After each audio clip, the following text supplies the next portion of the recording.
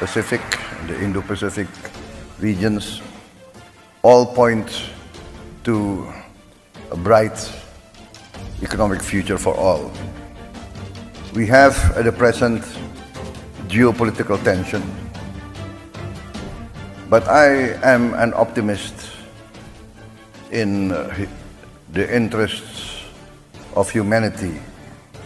I believe that the leaders of the great powers of the world, in the final analysis, will always opt for the common good. Of course, solar energy, but our main strength will come from bioenergy, from the plant-based fuel that we can produce. We will be, I think, together with Brazil and maybe with the Congo DRC, we have the potential to produce fuel from plants.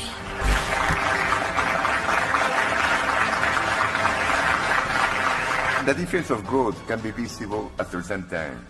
In the 60s and 70s. Hai semua, bagaimana kabar kalian? Saya berharap kalian semua sehat-sehat selalu ya teman-teman. Kita tahu bahwa dalam beberapa minggu terakhir ini Presiden Republik Indonesia Prabowo Subianto sedang melakukan kunjungan kerja ke beberapa negara. Salah satunya adalah menghadiri APEC.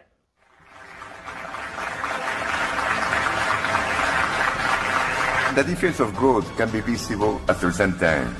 In the 60s and 70s, where our Asian partners at APEC will grow a little bit more technology and new trends. Their insights will provide valuable guidance as we shape the future of our economies and explore strategies that respond to the evolving demands of the current times. 5%. And inflation, since many months ago, is just in our target. Last 12-month inflation is 2%, which is in our target. The previous month was 1.8%, and we expect inflation to be fluctuating around 2%. Good morning. Señor Presidente del Banco Central de Reserva, Señor Presidente de la Cumbre Empresarial APEC 2024, Señor Alto Funcionario del Perú ante la APEC, distinguidas y distinguidos representantes del sector empresarial de la región Asia-Pacífico, señoras y señores. Como Presidenta de la República, Mr. Fernando Zavala, Chairman of the APEC CEO Summit 2024 and former Prime Minister of Peru, distinguished panelists, distinguished delegates from Indonesia, all the ministers attending. I would like also to acknowledge the presence of many notable CEOs from Latin America and the Caribbean, and distinguished participants from the ASEAN Business Advisory Council. Ladies and gentlemen, I'm very honored to be invited to address this distinguished body.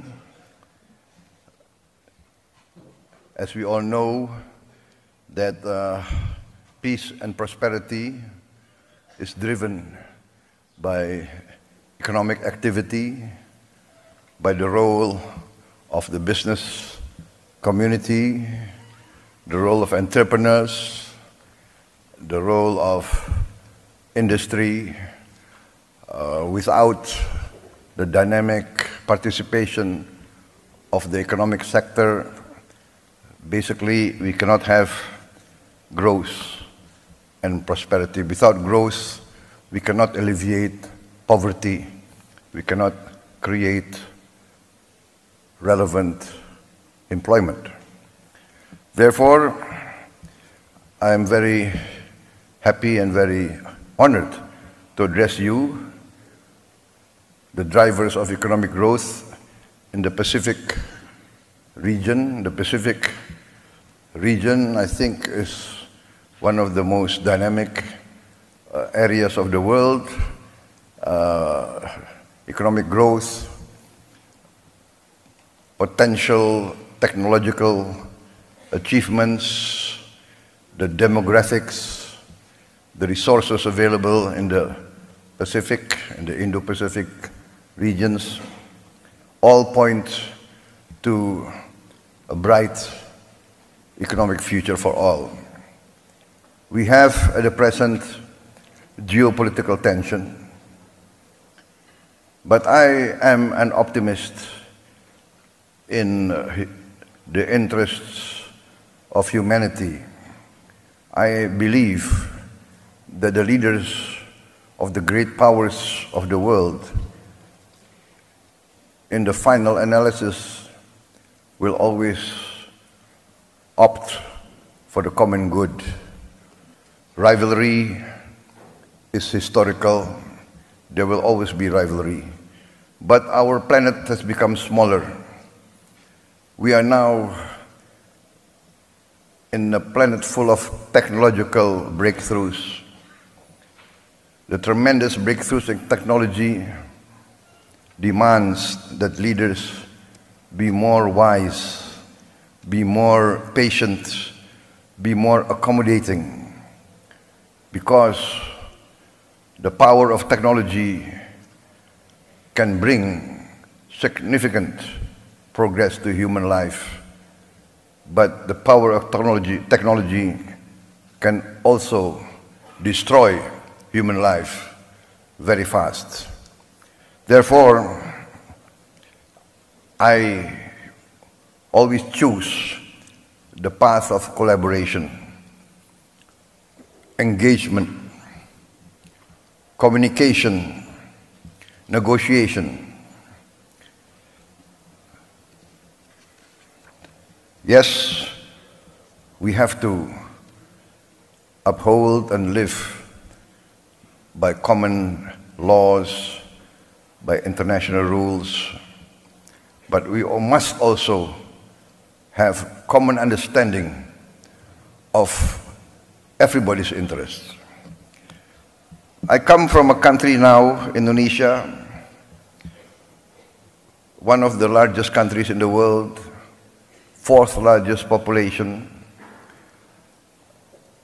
Our territory from west to east is nearly the length of Europe. Europe has 27 countries or more. We are one country. We have our significant challenges, but we are blessed with abundant resources, significant territory, land and water. We have the fortune of being able to, in a few years, be completely self-sufficient in energy, self-sufficient in green energy. We will be perhaps one of the few countries that can achieve 100% renewable energy within a few years. We can replace fossil fuel by renewables. We have the largest geothermal potential. I think 60% of the world geothermal energy potential is in Indonesia. We have a potential, of course, solar energy, but our main strength will come from bioenergy, from the plant-based fuel that we can produce.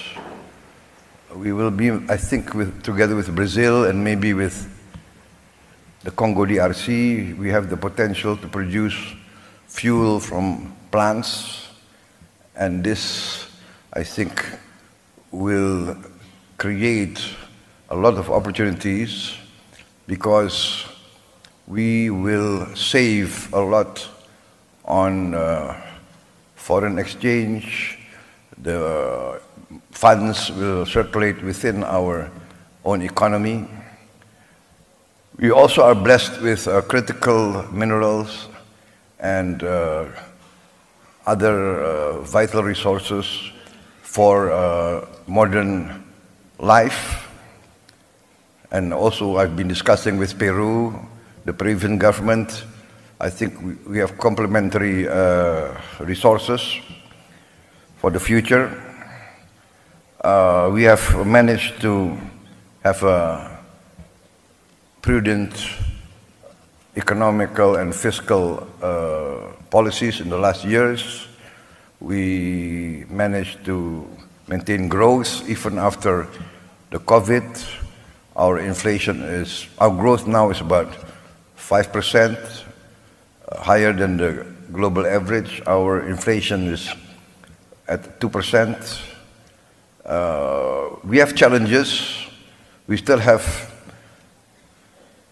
I would say, we still have poverty at a large scale, large level, which I'm determined to bring down. And we do have a significant percentage of our children malnourished. I'm also determined to address these problems head on. Ladies and gentlemen, I am a firm believer in the role of private business. Before I entered government, I was also a businessman, an entrepreneur, so I do understand from both sides the concerns, the challenges faced by private business. I think private business wants certainty of the legal system. Private business wants favorable economic climate, political climate, stability, security, and good conditions, favorable incentives, and this we are addressing. We have liberalized our laws. We open the health sector for foreign health companies. We are opening our education sector. We invite foreign universities to open campuses. We are inviting foreign hospitals to open their branches in Indonesia. We are going forward with more incentives. We have created several special economic zones, and we will create more of these special economic zones in order to invite the modern and advanced leading-edge technology, especially as the traditional economy. For instance, we are very bullish on our maritime industry, fisheries. I think we are now 3/4 of our national territory is water. We have tremendous potential for, let us say, a well-planned fishery program, aqua farming, and a lot of processing industries. We are determined to industrialize by downstreaming our resources, processing our resources. We have 26 commodities which we are determined to have a processing industry. We calculate that we need investment of around $600 billion, and we invite foreign participants to come in and take part in this. And many of the companies have been involved in our economy for many, many years. We are also pushing for more exploration of oil and gas and other minerals. So, ladies and gentlemen, Indonesia is open for more business.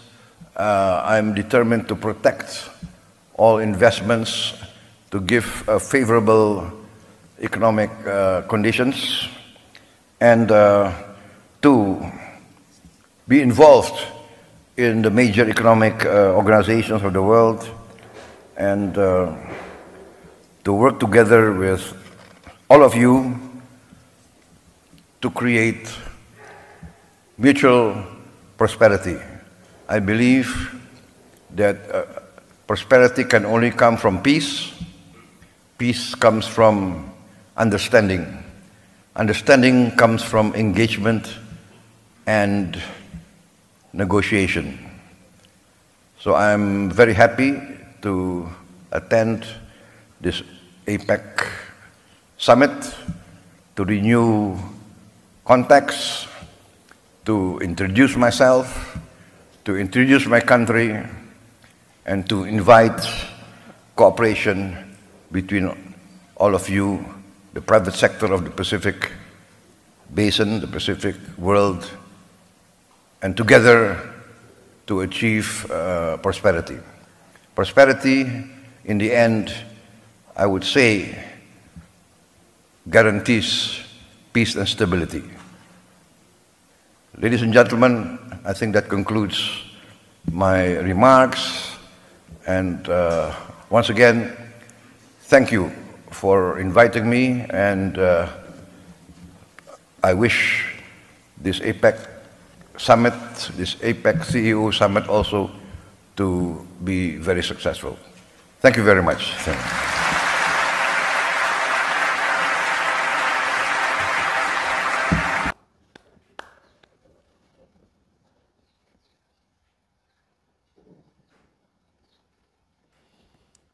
Oke, teman-teman semua, salah satu pekerjaan presiden ya mempromosikan negara kita, menawar peluang-peluang untuk negara, buat perusahaan asing untuk bisa berinvestasi ke negara kita. Dan langkah Bapak Prabowo ini sangat luar biasa sekali. Kita bisa lihat bahwa keseriusannya beliau untuk mempromosikan bangsa dan negara kita itu. Satu lagi, beliau sangat fasih sekali bahasa Inggris, dan saya suka bahwa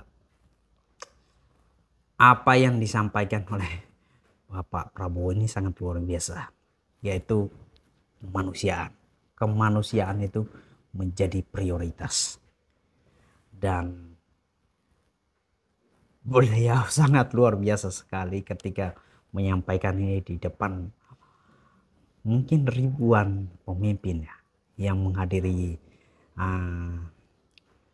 APEC Summit ini sangat luar biasa. Dan harapan kita dengan kunjungan Bapak Presiden ke sana bisa membawa kabar yang menggembirakan buat kita semua sebagai warga negara Indonesia, teman-teman semua. Ini sangat luar biasa. Kita harus terus mendukung pemerintah kita supaya negara kita terus maju ke depannya, dan kita sebagai masyarakat Indonesia terus percaya. Peace.